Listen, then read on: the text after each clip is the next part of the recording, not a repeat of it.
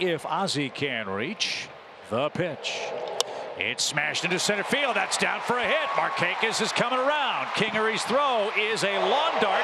It's close, but it's late. 8-5. Albies comes through with his second hit.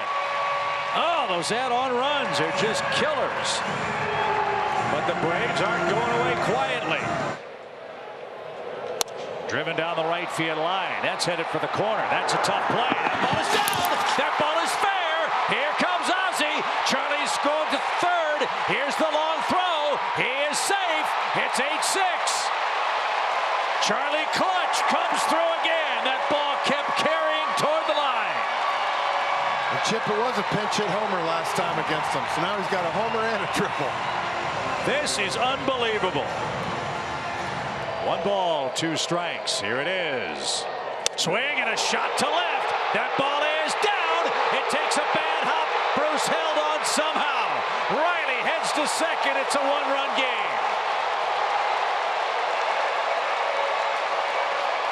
A miraculous stop by Jay Bruce as that ball took a bad hop.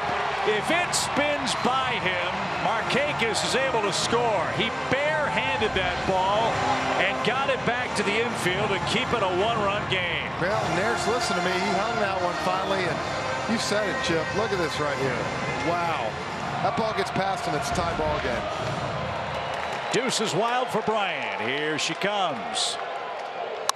Little fly ball hit toward the gap. That ball is going to get down. It's down. The Braves have won it. Bedlam at the Battery.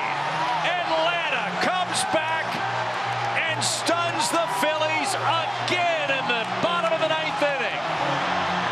They pitched around Markakis, and the Braves made him pay.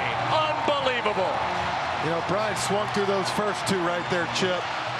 He cut that one down a little bit, and he literally just poked it right between the 2 outfielders.